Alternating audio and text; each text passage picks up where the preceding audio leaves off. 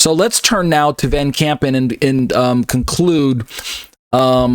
Oops. Wow, look at that. Let's try that again.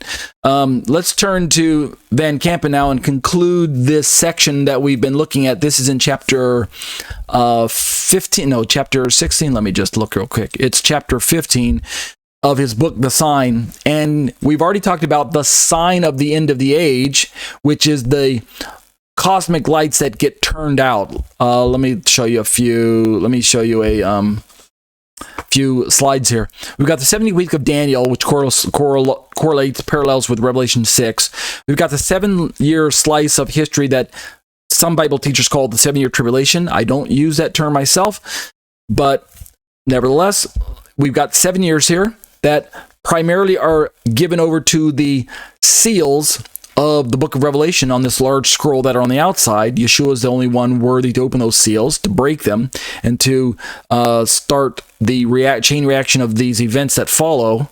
So seals 1 through 6, Antichrist, number 1, war, number 2, famine, number 3, pestilence, number 4, martyrdom, number 5, and then look at number 6, cosmic disturbance. That's the one we're going to be looking at tonight. And then trumpet judgments, which, as my understanding of the trumpet judgments, which begin the day of the Lord, you can see on the far right side of your screen, that small square. The trumpet judgments all contain the 7 bowl judgments, and the 7 bowl judgments are all contained in the final 7th trumpet, so which are all contained within the final 7th seal. So that's the way that I have understood this passage. I could be wrong, but that's the eschatological timetable I'm going from. So let's take seal number 6 and open it up a little bit, expand it in this next slide, the convergence before the 7th seal. So we still have the same 7-year slice of history that's broken up into 3.5 years on either side. And the seal number 6 contains at least these occurrences or events according to this particular author's slide. I didn't create this slide myself. This was pulled from Zion's Hope, Marv Rosenthal and his son, their ministry there, which I've got a link to in the descriptions of my video, so you can look at that there. The cosmic disturbances on the far left of side of your screen, lower left, from that have already been recorded way back in the book of Joel and other places, earmark this 6th seal. The cosmic disturbances are the sun, moon, and stars behaving in a way that's unnatural. In other words, that we can't just pass it off as some eclipses of the sun, or moon eclipse, or blood moons, or lunar triads, or things that we've seen in the past, or just mere passing comets, or falling stars, or what are those the Leonid meteors, or whatever. I don't think it'll be just that. Otherwise, why would Yeshua say, look for these signs, right? I mean, if those things have been happening all through history, seems like a very poor use of the word sign here, in the context of signaling some great supernatural world-impacting event that's going to affect every man, woman, and child on planet Earth. Missing the rapture is a big deal. It's the point I'm trying to make.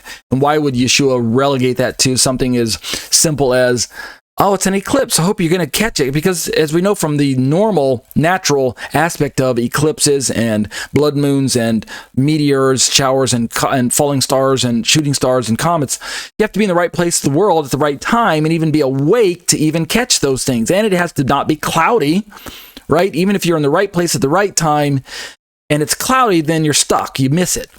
So, I mean, what good is a sign that can be obscured by something as simple as an overcast day, right? You get my point. So Yeshua says there will be these disturbances in the heavens, and it seems to me that this is going to be a supernatural event. I mean, the sun's a pretty big star, and the moon's a pretty big satellite object, and stars themselves are pretty big, so to use those in a supernatural way would be no big deal for God.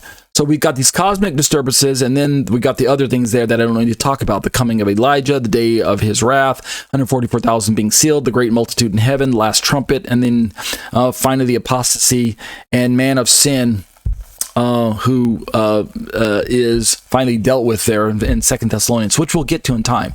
So that's kind of where we're going. Let's pick up the reading and finish this part tonight. Van Kampen has a chapter heading entitled "Your Redemption Draweth Nigh." So we're talking about the sign of Yeshua's coming, the supernatural brilliance.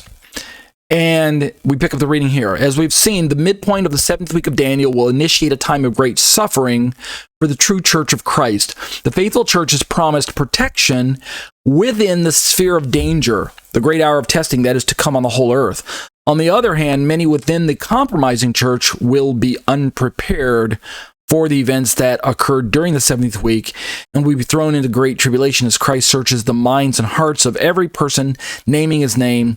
References to Revelation chapter 2, a few verses there. So as we're seeing, when Yeshua returns, and he signals not just the end of the age drawing near, but ultimately, of course, his rapture, as well as the establishment of his kingdom a little later on, the signs are going to evoke a response on the part of humanity. And depending on whether or not you are a member of God's family or you are a member of Satan's family, right? The seed of Satan, the offspring of Satan, which is basically the mass of humanity who has chosen to rebel against God at this point in time in history. They have rejected the truth, the love of the truth, the gospel itself. They've rejected Jesus as the true Messiah. They have simply embraced the lie that is being pushed in the world today. They've embraced their own what we might call secular humanism, their own philosophies, their own false religions. They've embraced their own hedonism. They're awash in their own lust. They are lost in their own anger, greed, and maliciousness, their own violence, their own murderous activity. The world is in bad shape. And yet Yeshua is going to return to regather those who are part of the elect, those who are the elect, those who are the true children of God. And he knows us and we know him. And so these signs are going to evoke different responses. The Bible talks about how that for the unbelieving world, these signs will evoke terror, great terror, because it will cause them to realize that God is about to pour out wrath and judgment. The day of the Lord is going to commence. And yet for those of us who are children of the light, like Paul talks in the book of Thessalonians, we will look up with great expectation, great hope, great anticipation of our Lord gathering us unto himself. So we have what we might call the blessed hope.